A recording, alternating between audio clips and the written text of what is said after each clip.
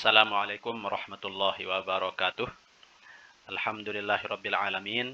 Wassalatu wassalamu ala nabiyyina Muhammad wa ala alihi wa ashabihi ajma'ina amma ba'du. Teman-teman sekalian, perkenalkan nama saya Azmi dan ini pertemuan pertama kita. Dan insyaallah di sini kita akan bahas beberapa contoh soal syariah. Dan di sini kita disclaimer dulu. Jadi yang akan kita bahas sekarang ini adalah soal yang pernah dipakai dulu sekitar tahun 2016 atau 2015 ya, sangat jauh sekali. Dan ini alhamdulillah pernah dikaji dan diulas juga dulu oleh bersama almarhum al-mukarram Ustadzuna Ustadz Ahmad Handika rahimahullahu taala. Kayak beliau yang membimbing ana bersama teman-teman untuk mempersiapkan ketika dulu akan tes masuk syariah. Baik, di sini kita akan mulai dari langsung soal syariah. Jadi di sini ada soal qiraah juga dan soal bahasa. Namun setelah melihat soal syariah di beberapa semester terakhir, yang ada hanya soal syariah ya. Soal bahasanya dikurangi. Kita lihat soal pertama. Makna la ilaha illallah. Ya, seperti yang teman-teman tahu bahwa makna la ilaha illallah adalah la ma'buda bihaqqin illallah. Sehingga di sini jawaban yang tepat adalah uluhiyah ya. Karena dalam lafaz la ma'buda yaitu tidak ada yang berhak disembah. Maka dia berkaitan dengan uluhiyah yaitu peribadatan dan penyembahan. Oke, kemudian di sini nomor 2. As-salatu inda qabri rajulin sholih. Jadi pembahasan apa hukum sholat di dekat kubur orang soleh. Dan di sini mungkin perlu diperjelas ya. Karena sholat di dekat kubur orang soleh ini ada beberapa permasalahan. Bisa jadi dia adalah sholat jenazah. Ya, sholat jenazah. Jadi sholat jenazah bagi orang-orang yang terlewat sholat di masjid. Sehingga dia baru tiba ketika jenazahnya sudah dimakamkan. Kalau ini jelas dianjurkan ya. Yang kemudian kedua,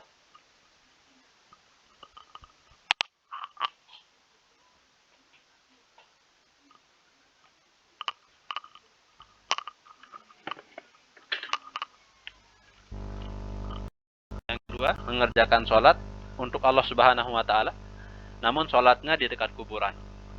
Ya, ini yang disebutkan oleh para ulama sebagai termasuk menjadi wasilah untuk syirik ya. Wasilah untuk syirik akbar, sehingga dia dikategorikan sebagai syirkun asghar ya, syirkun asghar. Sedangkan di situ ada beberapa, sehingga jawaban yang benar adalah syirkun asghar. Yang perlu kita tahu di situ adalah ada beberapa hal yang termasuk dalam syirkun asghar ya. Syirkun akbar ya, amalan-amalan dalam kubur yang termasuk dalam syirkun akbar yaitu istighatsah ya, meminta kepada si mayit ya, meminta kepada si mayit yang sudah dikubur. Maka itu para ulama memandangnya termasuk dalam kategori syirkun akbar. Yang mustahab ya, beberapa amalan, ada juga beberapa amalan di kuburan yang itu masuk kategori mustahab, yaitu mendoakan si mayit dalam kubur. Baik mendoakan kerabat kita secara khusus, yang kemudian mendoakan semua ahlu kubur secara umum. Maka ini dianjurkan, masuk dalam kategori mustahab. Nomor 3, asma'ullahi tauqifiyah. Nama-nama Allah tauqifiyah, yaitu tauqifiyah di sini kata kuncinya tauqifiyah. Ya. Kemudian li'annaha tatawaqqafu ala ma ja'a fi. Jawabannya adalah Al-Qur'an was sunnah.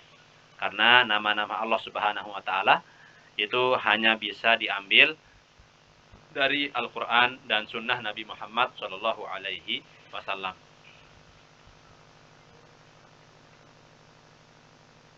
Oke, ini yang rasa jelas. Nomor 4, ma lam yattasil isnaduhu ala ayyi wajhin kana.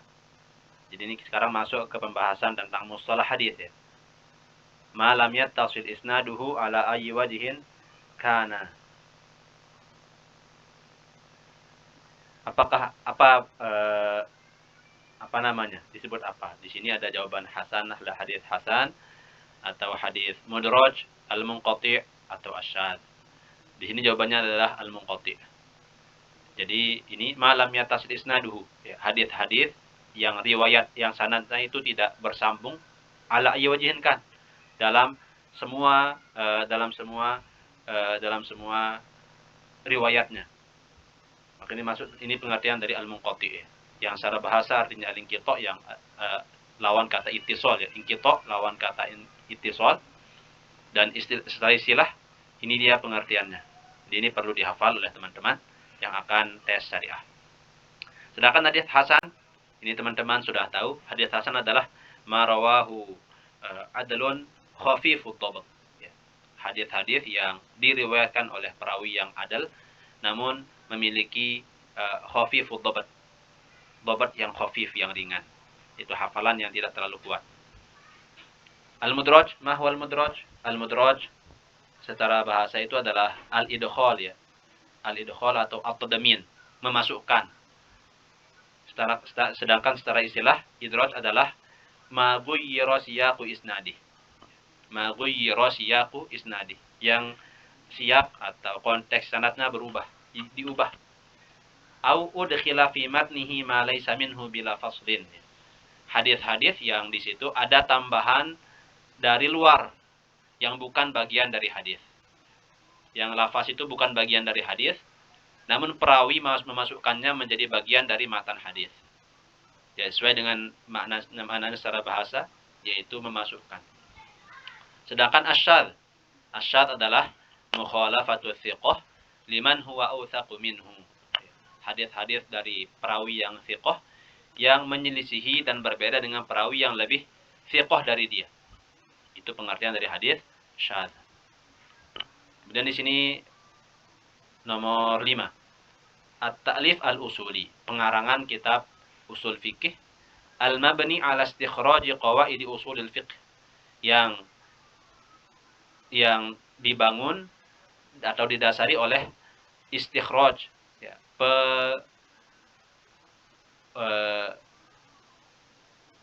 istimbat qawaid-qawaid, yaitu mengistimbat qawaid-qawaid usul fikih dari min furu'il a'immah, yang disimpulkan dari pendapat-pendapat atau fatwa-fatwa para imam.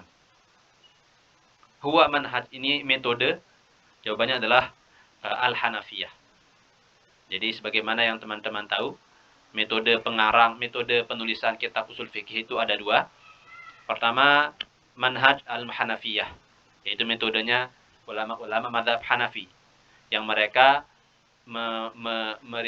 mereka membuat kaidah, mereka menuliskan kaidah, yang kaidah tersebut diambil dari fatwa-fatwa Imam Abu Hanifah rahimahullahu taala. Jadi mereka cari dulu pendapat Imam Abu Hanifah, yang kemudian setelah itu mereka rumuskan kaidahnya, kaidah yang menjadi dasar fatwa tersebut. Jadi ini metode pertama. Metode kedua dikenal dengan manhajul jumhur atau manhajul mutakallimin. Manhajul mutakallimin, ya. Jadi sama, mutakallimin dengan jumhur ini sama.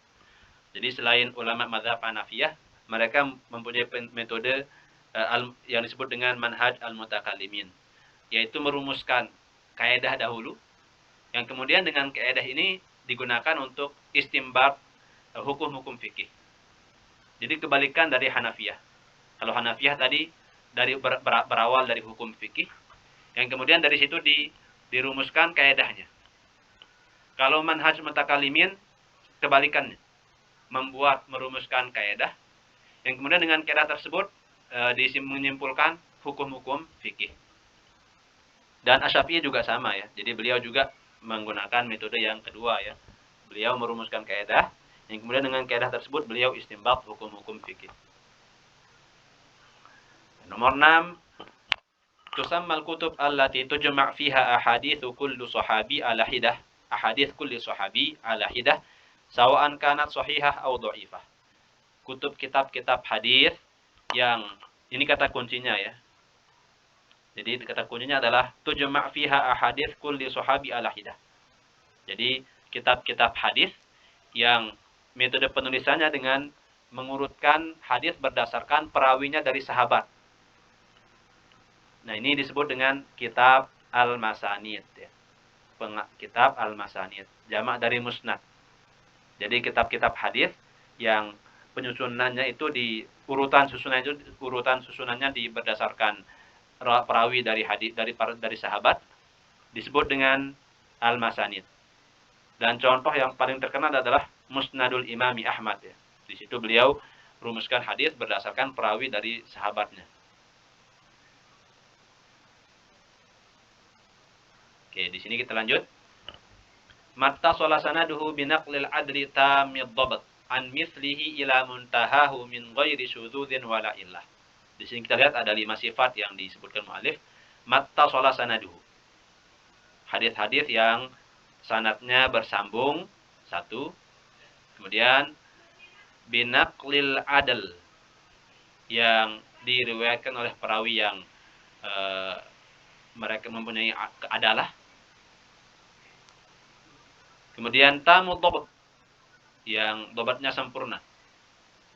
An mithlihi ila muntahah min ghairi syudzudin, tanpa syudzud. Yang tadi kita sudah bahas apa itu hadis yang syadz. Kemudian juga wala illah, dan juga tanpa illah. Ini 5 sifat yang ini insya Allah sebagian teman sudah tahu. Ini adalah pengertian dari hadis as-sahih. Hadis as-sahih. Hadis hasan tadi kita sudah sebutkan pengertian hadis hasan.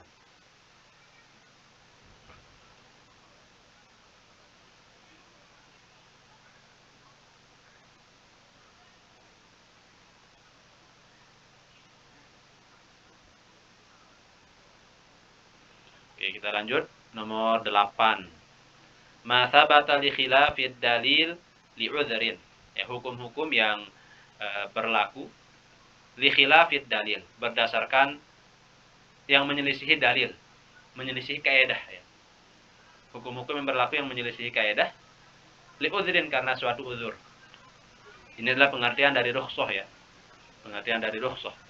Jadi rukhsah adalah al-ahkam atau ma thabata li khilafid dalil li udhrin. Sedangkan mubah itu adalah al-mubah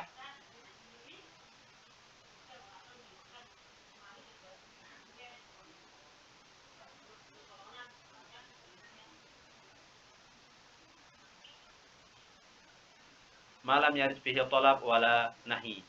Itu al-mubah.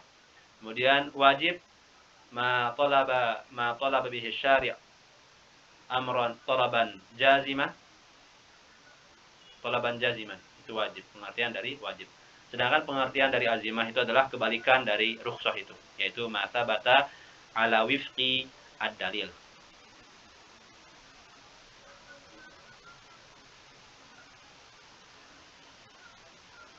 Oke, kita lanjut. Al-wajib dzusyyabahain. Wajib yang dzusyyabahin, yang dia mirip dengan 2 hal. Contohnya, nah ini perlu kita bahas sedikit.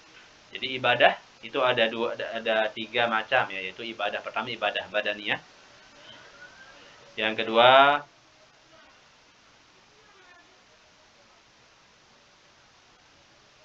kedua ibadah maliyah. Yang badaniyah contohnya as-shalah badaniyah. As-shaum juga badaniyah. Sedangkan zakah ini masuk ibadah maliyah.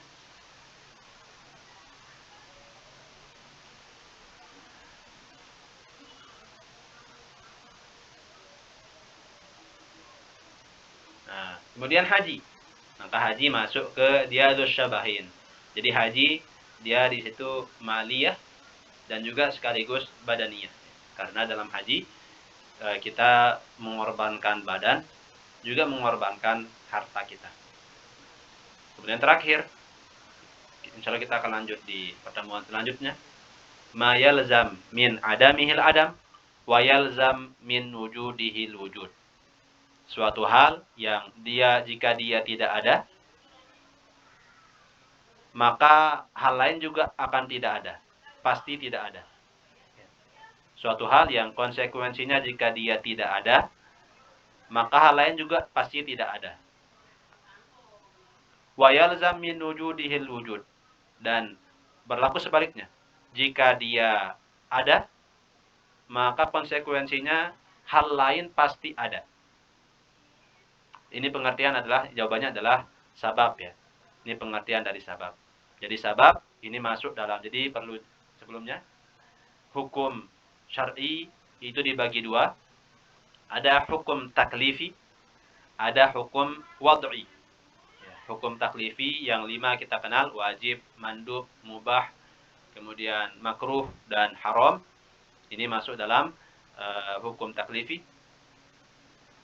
Kemudian hukum wad'i, mani', syart, sabab, illah, rukhsah juga masuk ke dalam hukum wad'i, azimah, hukum wad'i, qada, masuk hukum wad'i, ada juga hukum wad'i, sahih juga hukum wad'i, fasad juga hukum wad'i. Sedangkan di sini yang disebutkan dalam soal ini adalah pengertian dari sabab, yaitu ma yalzam min adamihil adam wa yalzam min wujudihil wujud. Segala hal yang jika dia tidak ada, maka konsekuensinya hal lain pasti tidak ada. Wa yalzam min wujudihil wujud. Sedangkan jika dia ada, maka hal lain juga pasti ada. Ya, contohnya adalah asbabus shalah, yaitu dukhulu waqti shalah, yaitu apa namanya? Misalnya zawalu asyams. Maka dia menjadi sababus shalah. Maka jika dia adam, jika dia enggak ada, maka enggak ada sholat zuhur. Begitu juga jika dia ada, jika sudah terjadi zawalus syams, maka pasti wajib sholat zuhur. Kemudian kalau syarat, ini perbedaannya sedikit ya. Kalau syarat, ma yalzam min adamihil adam, suatu hal yang dia, kalau dia enggak ada, maka hal lain pasti enggak ada.